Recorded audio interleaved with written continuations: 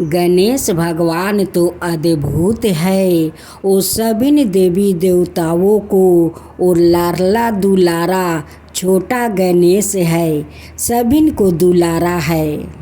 लेकिन उनकी पथ सभी देवी देवताओं से ऊंचा है। उनकी पूजा पहले होता है, तभी दूसरा देवी देवताओं को पूजा होता है। क्योंकि सभी माता पिताओं अपने संतान का खुशी में वो खुशी ढूंढते हैं, उसी तरह है गणेश जी है। वो सभी को लाडला दुलारा भी तो है, लेकिन उनसे सभी देवी देवताओं प्यार करते हैं और उनकी सबसे ऊंचा पद मिला है। जो कोई अनुष्ठान होता है उसमें पहले गणेश भगवान का पूजा होता है, तब जाकर दूसरा भगवान को पूजा होता है। जैसे सत्यनारायण भगवान को कथा पूजा होते हैं, उसमें पहले गणेश जी के पूजा होता है।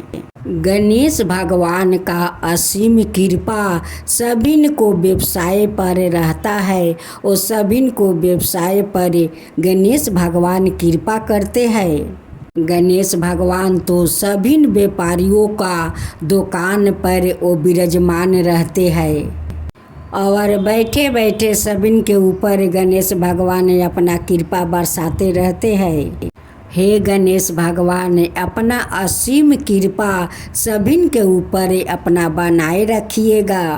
भक्तों जनों, आज आप सुने पाताल लोक के राजा गणेश भगवान की व्रत कथा। माता पार्वती और गणेश शिव के छोटे पुत्रा है। भगवान गणेश जी ने माता पिता और देवताओं के द्वारा प्रथम पूजिया होने का आशीर्वाद प्रदान किया गया। कथाओं में ऐसा उल्लेख है कि भगवान गणेश का जन्म माता पार्वती के उपटन से हुआ और भगवान शिव द्वारा उन्हें गज का सर लगाया गया, जिससे उन्हें यह रूप मिला है। इसलिए भगवान गणेश को गजनन भी कहा जाता है।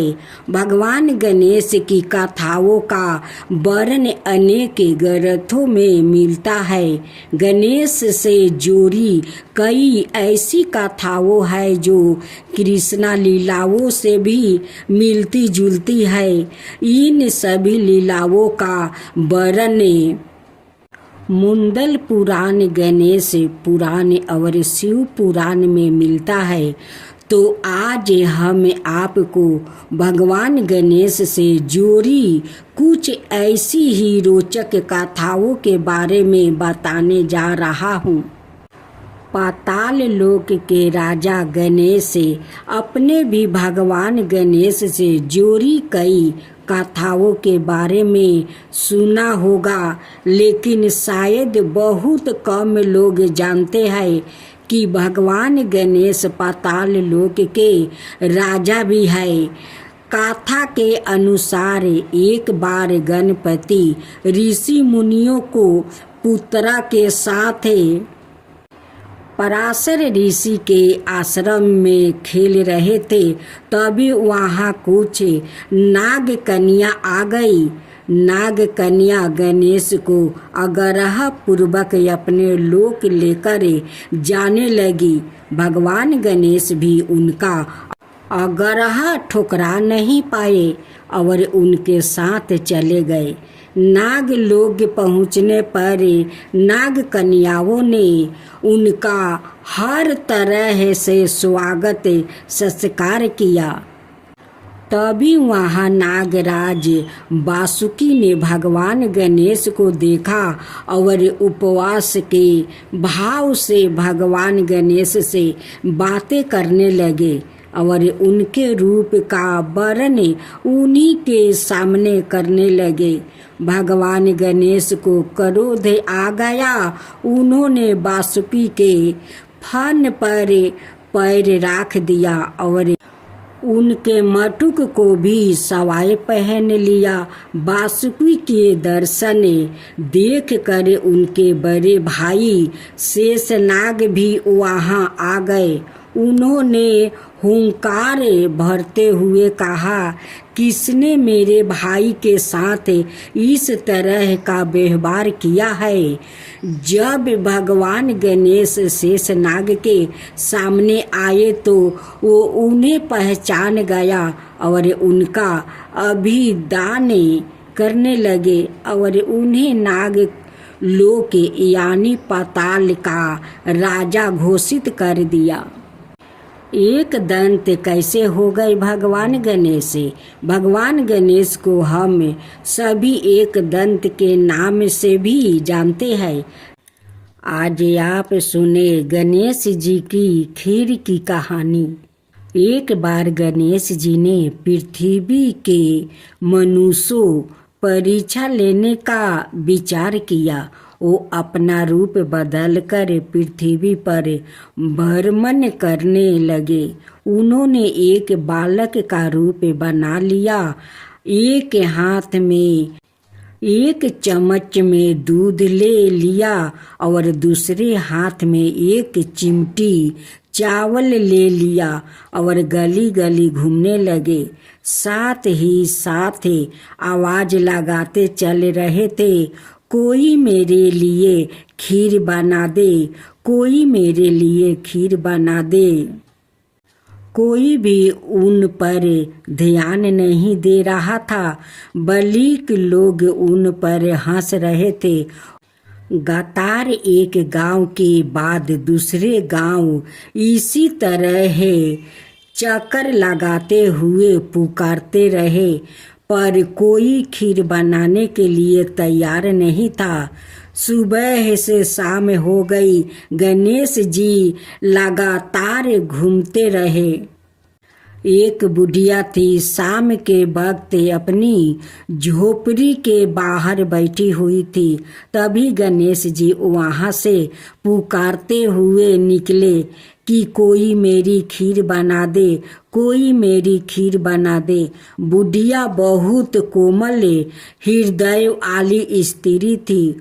उसने कहा, बेटा मैं तेरी खीर बना देती हूँ। गणेश जी ने कहा, माई अपने घर में से दूध और चावल लेने के लिए बर्तन लाओ। बुढ़िया एक कटोरी लेकर जब झोपड़ी से बाहर आई तो गणेश जी ने कहा, अपने घर का सबसे बड़ा बर्तन लेकर आओ। बुढ़िया को थोड़ी झंझलाहट हुई, पर उसने कहा, चलो बच्चा का मन राख लेती हूँ। और अंदर जाकर वो अपने घर सबसे बड़ा पतीला लेकर बाहर आई। गणेश जी ने चम्मच में से दूध पतीले में ढालने शुरू किया। तब बुढ़िया के आश्चर्य की सीमा नहीं रही जब उसने देखा दूध से पूरा पतीला भर गया है। एक के बाद एक वो बर्तन झोपड़ी से बाहर लाती गई और उसमें गणेश जी दूध भरते चला गया। इस तरह से घर के सारे बर्तन दूध से लबलाब भर गया। गणेश भगवान ने बुढ़िया से कहा, मैंने स्नान करके आता हूँ, तब तक तुम खीर बना लो, मैं आपस आकर खाऊंगा। बुढ़िया ने पूछा, मैं इतनी सारी खीर का क्या करूँगी। इस पर गणपति जी बोले, सारे गांव को दावत दे दो। बुढ़िया ने बड़े प्यार से मन लगाकर खीर बनाई। खीर की भीनी भीनी मीठी मीठी खुशबू चारों दिशाओं में फैल गई। खीर बनाने के बाद वो हर घर में जाकर खीर खाने का न्योता देने लगी। लोग उस पर हंस रहे थे। बुढ़िया के घर में खाने को दाना नहीं और यह सारे गांव को खीर खाने की दावत दे रही है। लोगों को कतहूल हुआ और खीर की खुशबू से लोग घींचे चले आ गए। लो सारा गांव बुढ़िया के घर में इकट्ठा हो गया। जब बुढ़िया की बहू को दावत की पता मालूम हुई तो तब वो सबसे पहले वहां पहुंच गई। उसने खीर से भरे पतीलों को जब देखा तो उसके मुंह में पानी आ गया। उसे बड़ी जोर से भूख लगी हुई थी। उसने एक कटोरी में खीर निकाल ली और दरवाजे के पीछे बैठकर खाने की तैयारी करने लगी। इसी बीच एक जूठा गिर गया और गणपति जी को भोग लाग गया और वो प्रसन्न हो गए। अब पूरे गांव को खाने की दावत देखकर बुढ़िया वापस अपने घर आई तो उसने देखा बालक वापस आ गया था। बुढ़िया ने कहा, बेटा खीर तैयार है, भोग लगा लो। गणपति जी बोले, माँ भोग तो लाग चुका है, मेरा पेट पूरी तरह से भर गया है, मैं तृप्त हूँ। अब तू खा, अपने परिवार और गांव वालों को खिला। बुढ़िया ने कहा, यह तो बहुत ज्यादा है, सबका पेट भर जाएगा, इसके बाद भी यह बच जाएगी। उस बीच खीर का मैं क्या करूँगी? इस पर गणेश जी बोले, उस बची खीर को रात में अपने घर के चारों कोना में रख देना। और बुढ़िया ने ऐसा ही किया। जब सारा गांव जी भर कर खा चुका तब भी ढेर सारी खीर बच गई। उसने उसके पात्रों को अपने घर के चारों तरफ रख दिया। सुबह उठकर उसने क्या देखा? पतीलों में खीर के स्थान पर हीरे जवाहरात और मोती भर गया है। वो बहुत खुश हुई। उसकी सारी दलिद्रता दूर हो गई और वो आराम से रहने लगी। उसने गणपति जी का एक भाव मंदिर बनवाया और साथ में एक बड़ा सा तालाब भी खुदवाया। इस तरह उसका नाम दूर दूर तक प्रसिद्ध हो गया। उस जगह है वार्षिक मेले लगने लगे। लोग गणेश जी की कृपा प्राप्ति करने के लिए उस स्थान पर पूजा करने लगा और मन्नत मांगने के लिए आने लगे। गणेश जी सब की मनोकामना पूरी करने लगे। भक्तजनों, आज आप सुने गणेश भगवान और कुबेर जी का व्रत कथा। एक पौराणिक कथा के अनुसार एक दिन भगवान गणपति का जन्मदिन था। जन्मदिन का अवसर था, इसलिए बाल गणेश बेहद खुश था। कैलाश पर्वत पर खूब धूमधाम हो रही थी। उसी दिन धन के देवता कुबेर का आमंत्रण शिव जी के पास आया। शिव जी कुबेर के मन की अवस्था जानते थे। वो जानते थे कि वो अपने ऐश्वर्य का दिखावा करना चाहता है। उन्होंने गणपति जी को कुबेर के यहाँ दावत पर जाने के लिए कहा। अपने गणपति जी तो मिठाइयों को शौकीन था। खुशी खुशी तैयार हो गया और पहुंच गया कुबेर के यहाँ। कुबेर ने दावत दी थी, इसलिए इंतजाम भी बड़े पैमाने पर किया गया था। तरह तरह के अनोखी के पकवान बनाया जा रहा था। विशेष रूप से मिठाइयाँ बहुत ही लाजवाब थी। पूरे वर्तमान में तरह तरह के पकवानों की खुशबू खुशबू सवादी सवादी महक तैर रही थी। विशेष रूप से गणपति जी के लिए मोदक बनाए जा रहे थे। उनमें मेवा मिश्री भरे जा रहे थे। लड्डुओं की खुशबू से बाल गणपति जी के नाथन फरकने लगे और मुंह में पानी आ गया। कुबेर की दावत में उन्होंने भरपूर पकवान खाए। ढेर सारी मिठाइयाँ खाने के बाद भी उनका मन नहीं भरा। उन्होंने सोचा कि कुछ मिठाई अपने बड़े भाई कार्तिक के लिए और कुछ अपने लिए भी ले लेता हूँ, जो कि बाद में खाऊंगा। इस तरह विचार करके उन्होंने ढेर सारी मिठाइयाँ एक पोटली में बांध ली। उस पोटली को उन्होंने अपनी गोद में रखा और अपनी सवारी मूषक राज पर सवार हो गए। सवारी पर सवार होकर वो रात में ही अपने घर कैलाश पर्वत की ओर चल दिया। रात का समय था। चारों तरफ चांदनी बिखरी हुई थी। शीतल बाहु शरीर में सिहरन पैदा कर रही थी।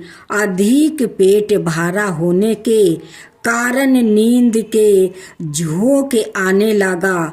सुंदर वातावरण में मजे से मूषक राज धीरे धीरे गणपति जी को लेकर मस्त में चले। कूदते कूदते चले जा रहे थे। तभी अचानक फुसफुस सामने से एक सरफराज की फुफकार सुनाई दी।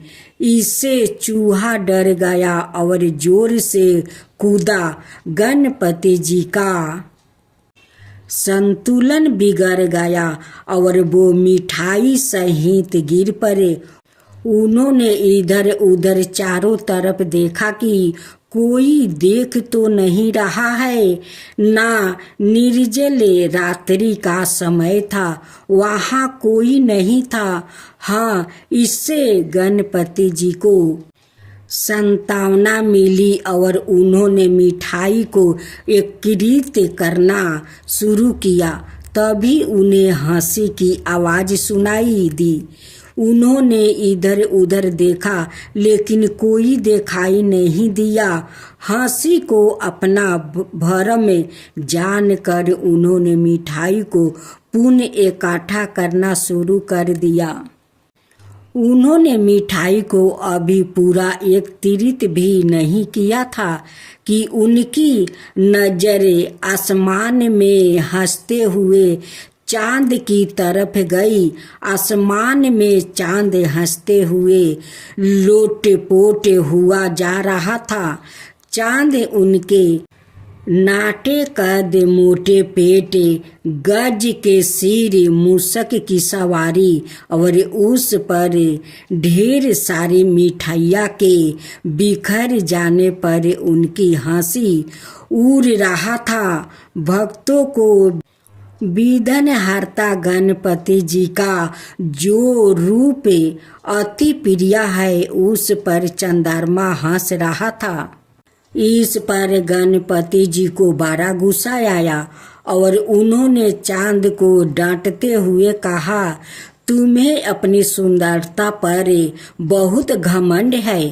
तुम मेरी मदद करने के स्थान पर मुझ पर हंस रहे हो। और उन्होंने क्रोध में आकर चंद्रमा को श्राप दे दिया कि धीरे धीरे उसके शरीर साये होता जाएगा, उसकी सुंदरता समाप्ति हो जाएगी और वो गगन से भी लुप्त हो जाएगा। गणपति जी के श्राप देने के साथ ही चंद्रमा का धीरे धीरे हर्ष होने लगा और कुछ समय पश्चात वो पूरी तरह से लुप्त हो गया। चारों ओर अंधकार फैल गया। अनय वनस्पति और औषधियों मुरझा गई। औषधियों के अभाव में मनुष्य भीना बीमारियों से मरने लगे। संसार में चारों ओर हाहाकार मच गया। लोग मदद के लिए देवताओं को पुकारने लगे। लगता था जैसे संसार का अंत ही आ गया हो। देवताओं ने अग्नि और इंद्र देव को चंद्रमा के पास भेजा। अग्नि और इंद्र देव ने चंद्रमा को समझाया कि वो गणपति जी से क्षमा याचना करे और संसार का उद्धार करे। चंद्रमा ने उनकी बातें मान ली। गणपति जी को प्रसन्न करने के लिए वो ढेर सारे लड्डू और मलपुए लेकर उनके पास पहुंचा। अपनी भूल स्वीकार करने के बाद चंद्रमा ने उन्हें मोदक का भोग लगाया, जिससे गणपति जी प्रसन्न हो गए और उन्होंने चंद्रमा को क्षमा कर दिया। गणपति जी ने कहा, मैंने तुम्हें क्षमा किया, किंतु मैं अपना श्राप वापस नहीं ले सकता, केवल उसका प्रभाव कम कर सकता हूँ। 1 माह अंतराल में तुम्हें अपना प्रकाश धीरे धीरे खो दोगे और फिर पुनः उस प्रकाश को धीरे धीरे वापस प्राप्ति कर लोगे। यह प्रक्रिया निरंतर चलती रहेगी। और हाँ, तुमने मेरा मजाक मेरे जन्मदिन पर उड़ाया था, इसलिए भाद्रपद चतुर्थी के दिन तुम्हारा दर्शन करने वाले व्यक्तियों को झूठा कलंक लगेगा। चंद्रमा ने खुशी खुशी सभी बातें स्वीकार कर लिया। चारों तरफ प्रकाश ही प्रकाश फैल गया। तीनों लोग के प्रसन्न हो गए। चंद्रमा ने प्रसन्न होकर अमृत बरसाना शुरू कर दिया। अनाए वनस्पतियां और औषधियों फिर से खिल उठी। संसार में नव जीवन का संचार हुआ। सब लोग नाचने गाने और उत्साह मनाने लगे। कहानी सुनाना बड़ा भला लगता है। अब आप बताइए, इससे क्या शिक्षा मिली है?